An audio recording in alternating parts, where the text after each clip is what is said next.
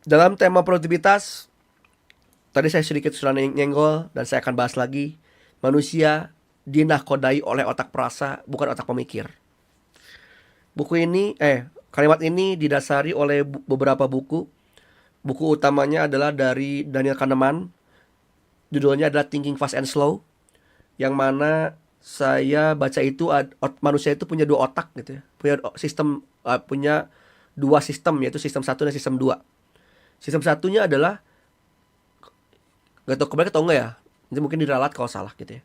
Sistem satu itu adalah otak atau sistem yang berpikirnya sistematis, analitik, logika, analisa dan sebagainya gitu. Nah, sistem dua adalah yang bersifat pendek, emosional dan sebagainya gitu. Nah, terus si dua referensi ini masuk ke bukunya Mark Manson. Di buku keduanya Segala-galanya Ambyar, Mark Manson. Dia menjelaskannya lebih lebih dijelaskan, deskripsikan dengan otak perasa dan otak pemikir. Nah, di situ saya baca bahwasanya selama ini manusia itu, ya kita semua menyangka bahwasanya manusia itu dikendalikan atau dinahkodai oleh otak pemikirnya. Manusia itu adalah makhluk rasional katanya. Dan kita mengimani itu, bahkan mengakui itu gitu. Tapi, nah terus ini ada contohnya ya. Tapi saya contohnya dengan menyesuaikan dengan kondisi sekarang. Bukankah seringkali kita itu sudah tahu ya, merasionalisasi bahwasanya bulan ini, bulan depan Februari, tanggal 22 ya, 2 Februari gitu ya. Jangan dulu beli buku, jangan dulu beli belanja gitu. Pokoknya harus hemat karena duitnya kurang misalkan gitu. Kamu harus hemat, kamu punya tabungan untuk bayar kuliah misalkan, atau bayar yang lain misalkan. Tapi suatu ketika, jangankan tanggal 22 Februari nanti gitu, tanggal 2 Februari nanti.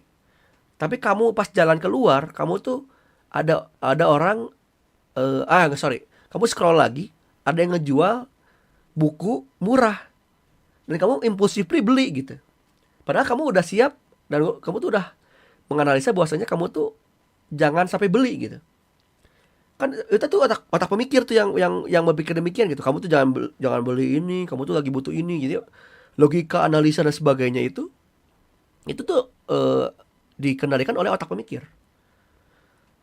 Nah, tapi otak perasa gak mau tahu. Justru saya senang beli buku. Saya lagi buku ini sayang, Prof. Kalau si otak pemikir teh, bro ini sayang bro, ini buku murah, beli dong misalkan gitu. Atau apapun itu ya. Ini VGA tuh lagi murah gitu. Ini lagi 1,5 juta. Kalau nanti tanggal 22 itu cuma 2,5 juta. Ini mending beli sekarang gitu. Atau apapun itulah gitu. Nah, seringkali kita menduga, bahkan meyakini bahwasanya kita tuh dikendalikan oleh otak pemikir. Padahal sejatinya yang menakodai itu adalah otak perasa. Seakan-akan yang mengendalikan, anggap saja otak itu adalah sebagai mobil gitu ya, kendaraan. Mobil gitu ya. Nah, mobil itu si supirnya itu adalah otak pemikir karena dia yang paling logis, dia paling bisa mengendalikan gitu. Otak perasa itu adalah yang numpang gitu. Analogi demikian. Ternyata setelah diselidiki lagi dengan cara tadi ya, bukunya Thinking Fast and Slow dan bukunya apa lagi yang memang tentang neuro itu ya, tentang otak itu. Apalagi ternyata yang menakodai atau yang menyupiri si mobil itu, si otak itu adalah, otak manusia itu adalah ya otak perasa. Justru dia otak perasa yang supirin si otak pemikir. Otak pemikir tuh cuman bisa menjadi navigator. Nakodanya, supirnya adalah otak perasa. Nah, ketika menyadari itu gitu ya, bro jangan ya, jadi si otak pemikir itu di belakang gitu, di kursi pengunjung lagi, di kursi belakang gitu ya. Bro, jangan beli ke sana. Bro, itu lagi kita kan harus hemat gitu. Dan ternyata si otak perasa tuh, tidak, gua harus beli ini mumpung murah gitu kan. Atau enggak, bro, kamu tuh udah overweight, jangan beli cimol, jangan beli gorengan mulu. Nanti kamu makin susah dietnya misalkan gitu. Pas perjalanan ternyata ada tukang cilok yang ngelewat gitu. Bang pengen cilok gitu kan. Itu otak perasa tiba-tiba beli atau oleng swing gitu dengan cepatnya gitu. Karena ya itu emosional, nikmat, apa ya, ya itulah. Jadi hal yang menyenangkan gitu ya. Jadi otak perasa tuh yang ini apa? Yang menyupiri pada akhirnya gitu. Menjadi supir. Yang mengendarai itu otak perasa bukan otak pemikir. Maka mari kita coba kontekstualisasikan dengan skena VTuber dan kreator bahwasanya segimanapun kita sadar betul bahwasanya kita itu harus rasional, harus menjadi konten kreator yang baik, menjadi konten kreator yang bermanfaat gitu kan. Menjadi konten kreator yang bisa menjaga nama baik. Kan itu kan otak pemikir tuh. Tahu kan konsekuensi-konsekuensi logika dan sebagainya. Tapi ketika otak perasamu ternyata kalau saya bikin konten sensual ternyata lebih mudah ditonton orang dan yang nyawer banyak. Wah, otak pemikir bullshit, dia menarik gitu ya. Kayak si otak pemikir tuh diculik gitu ya di kursi belakang. Bacot lu, kita butuh duit. Lebih baik kita ambil GFE ya, girlfriend experience, boyfriend experience dan sebagainya gitu. Nah, itu kan bacot lu, ini kita butuh duit, ini menyenangkan gitu, dapat perhatian, dapat duit, dapat orang-orang banyak follower, wah gitu-gitu. Tapi lu nanti berpotensi drama lu, nanti lu capek, wah bacot lu, wah, disumpelin pakai lakban gitu, gitu-gitu lah. Jadi diculik lah si otak pemikir ini.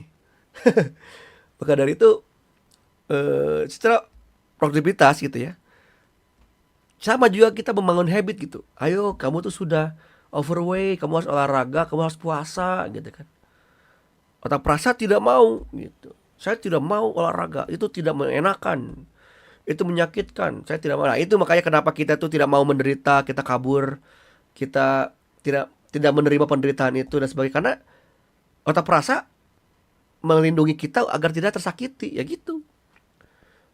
Mereka tuh niatnya baik, tapi ya ternyata menyebabkan hal lain. Makanya tadi pas intrapersonal tuh kamu mencoba otak pemikir, tapi otak perasamu tetap melawan terus, bahkan membelot, ya kamu tetap menjadi tidak mudah, produktivitas kamu tetap jelek gitu, habit kamu tetap jelek, karena emang itu nggak nyaman. Sedangkan masalah itu adalah kebahagiaan kan tadi gitu. Syarat untuk leveling adalah dengan cara meresolve problem.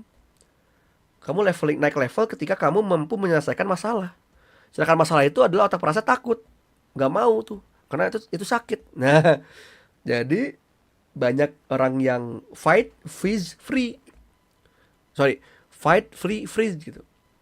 Ketika ada masalah ada yang lawan, ada yang kabur, ada yang diem gitu. Dan apapun itu, jadi benar-benar manusia itu dikendalikan, dinakodai oleh otak perasanya.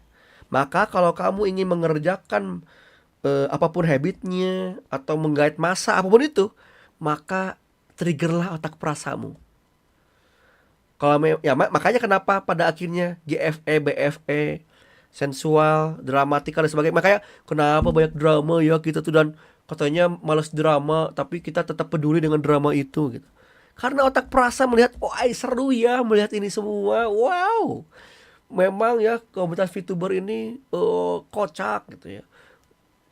Banyak drama, pop culture ini drama, di cosplay drama gitu.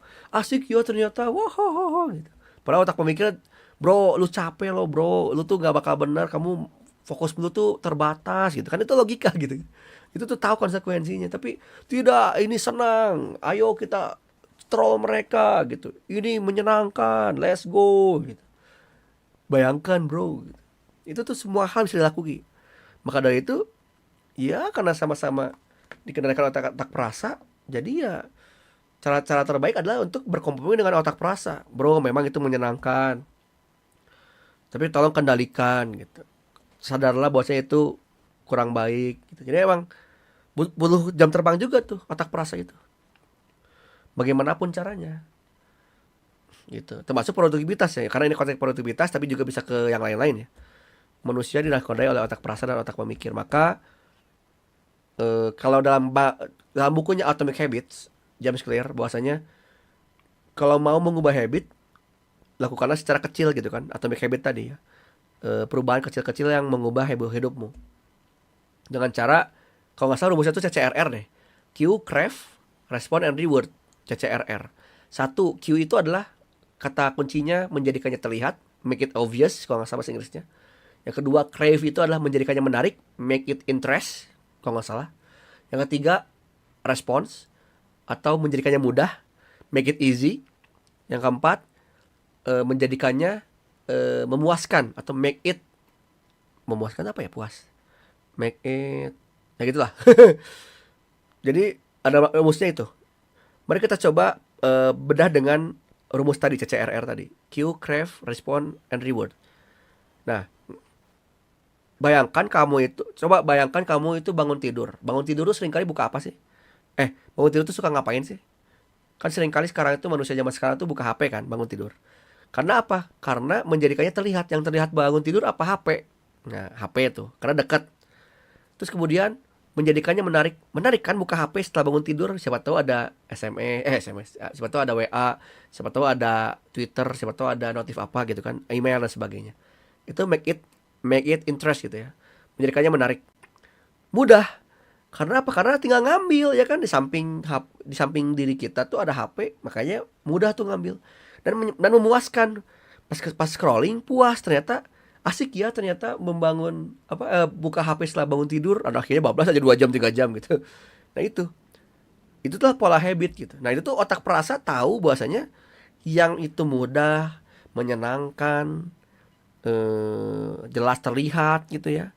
Kemudian mudah diambil, menarik juga dan sebagainya, itu karena itu otak perasa.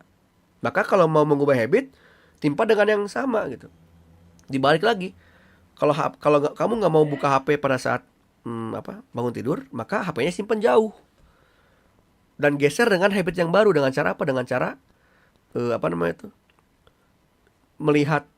geser melihat HP pas bangun tidur, tapi melihat botol minum.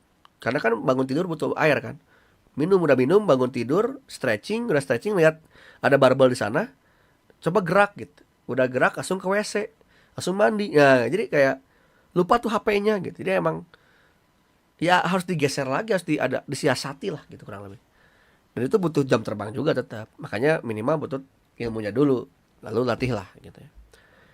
Wah, ini panjang nih ternyata. Oke, yang pertama ini ya, produktivitas. Manusia dinakodai oleh otak perasa, bukan otak memikir.